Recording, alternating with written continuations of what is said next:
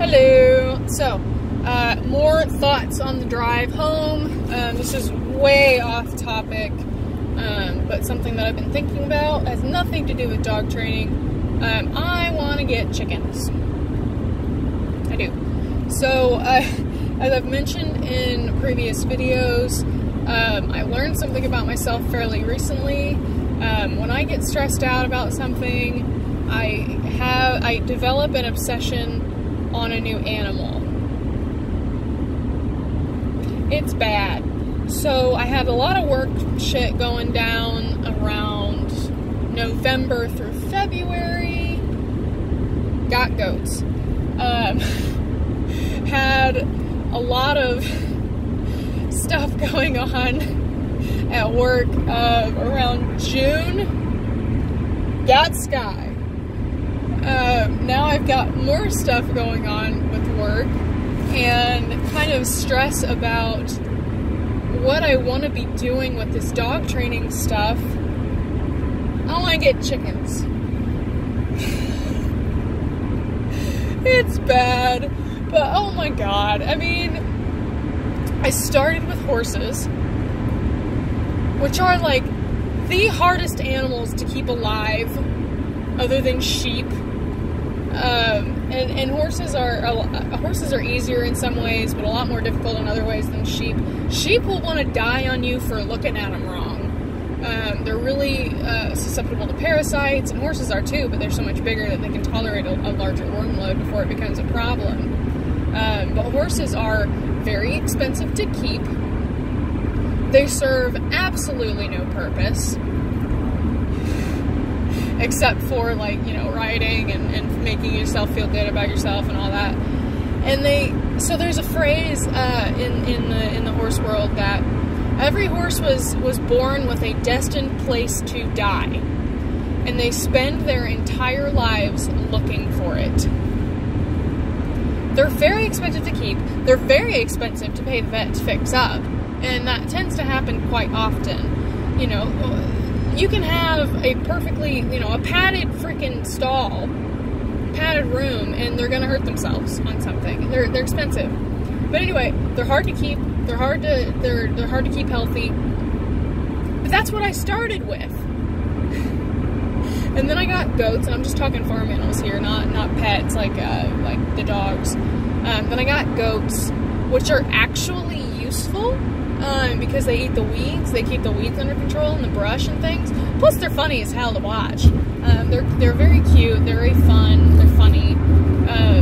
Goats were a really good addition to the farm. They're fun to watch, they're entertaining, and they're useful. Much easier to take care of than horses. Much easier to keep alive than horses. Much harder to keep contained than horses. But, you know, it is what it is. Now I want chickens, which is like the animal that most people start with when they get into livestock. But because I'm a moron, I started with horses. If I can keep a horse alive and healthy, I can keep a freaking chicken alive, okay? And even if I can't, I can eat a chicken. That's kind of what I said about the goats, too. You know, if we decided that, hey, goats are not for us, we could sell the goats, and I would feel no pain about that, or we'd eat the goats. That'd be more difficult. I would have a bigger problem with that. But like with the chickens, okay, we'll get chickens, we will keep them for 6 months, and then decide, you know, chickens are just not for us. We can sell the chickens, or we can eat the chickens. I don't like birds, so why... I don't like birds, so why do I want chickens? So I told a story about the raw feeding adventures with a dead pheasant.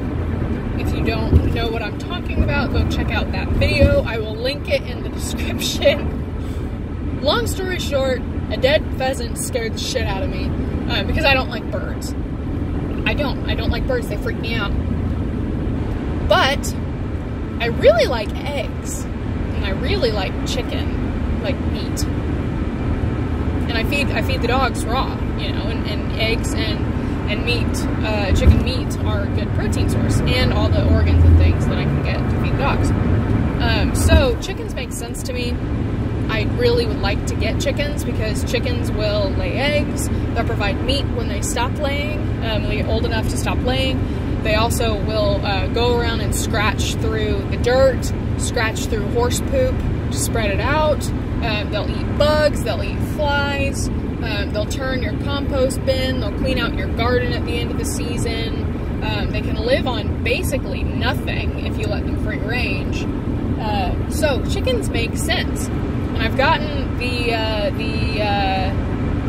significant other, the other portion of my household, on board with chickens. I don't know that he's on board with like the immediate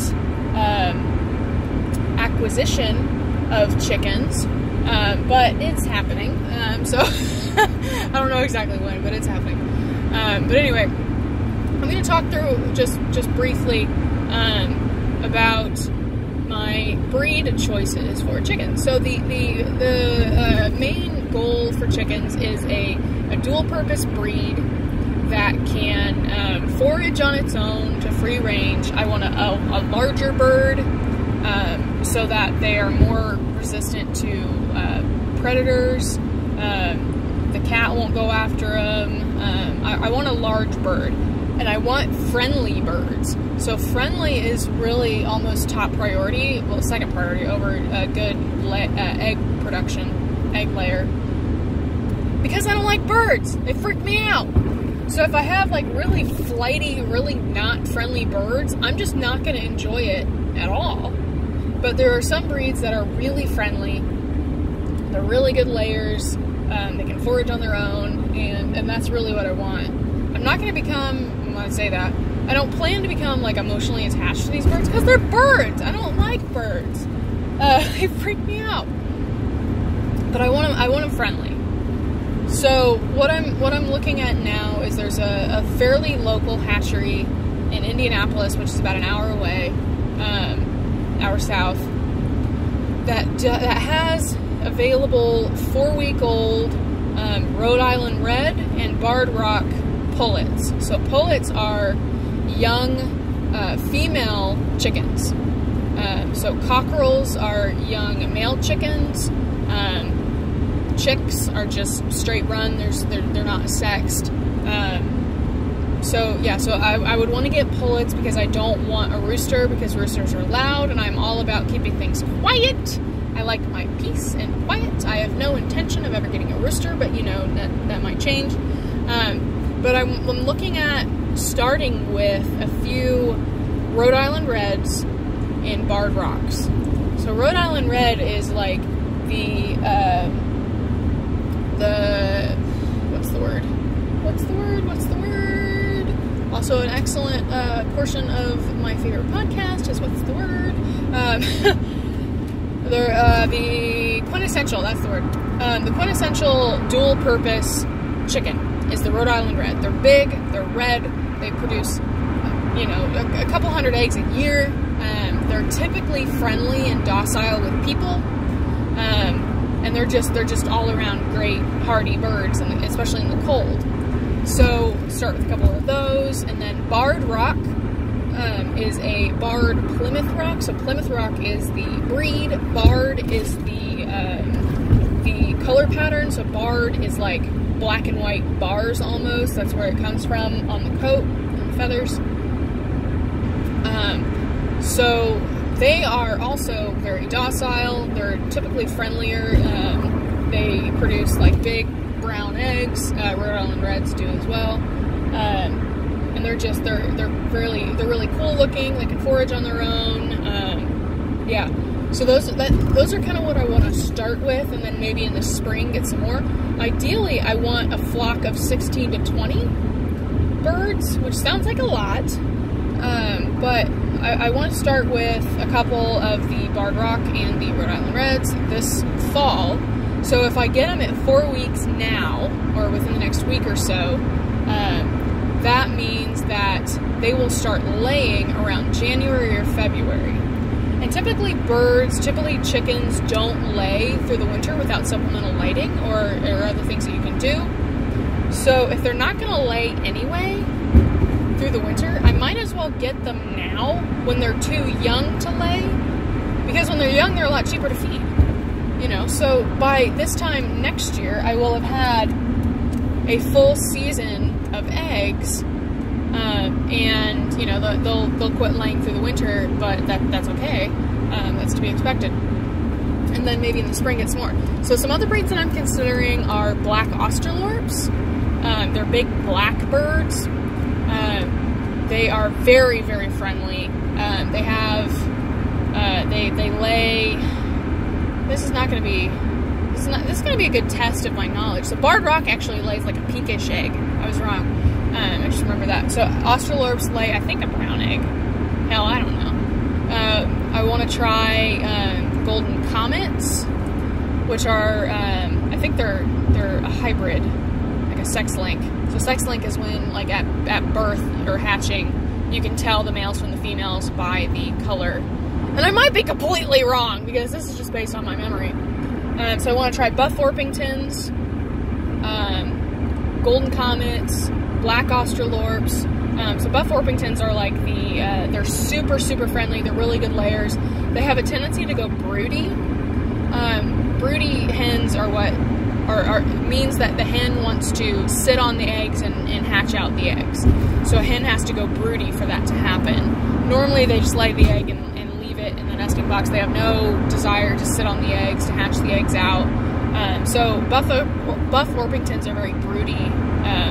It's a very broody breed, which is good and bad. I don't plan on having a rooster, so a broody hen needs to be broken, meaning that you have to take the broody hen out of the main coop, put it in another coop that doesn't have nesting boxes for a couple days to break the broodiness, and then put her back in. But that's kind of a secondary feature to just the overall friendliness of the egg. And I don't remember what color the Buff Orpington lays. I also really want to get Americanas. So Americanas are related to the Araucana breed. I don't remember where the Araucana started from. I think somewhere in Europe, maybe? But the Americana is like the American version of the Araucana. So the Araucana lays blue eggs. And I really like blue, so I'd really like to get some blue eggs. Yeah, so I want Rhode Island Red,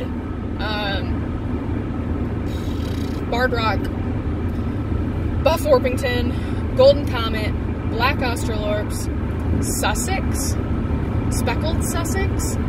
It's just another dual-purpose breed that's really big and friendly. Don't remember what color eggs they lay. Blue, maybe? I don't know. No matter what I say, I'm going to be wrong. So I'm just going to say that I don't know, because I don't. Shoot. What else is there? I think that's it on my list. There might be more. I don't remember. But anyway, those are the breeds that I'm kind of looking at.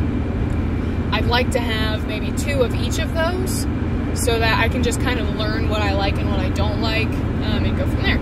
So, like I said, not related to dog training at all, not related to horse training at all, but just thoughts that I'm having on the way back from a dog training seminar. So there, that's your link. We'll see where this goes. Stay tuned for the adventures of moron Cassie and all her freaking animals.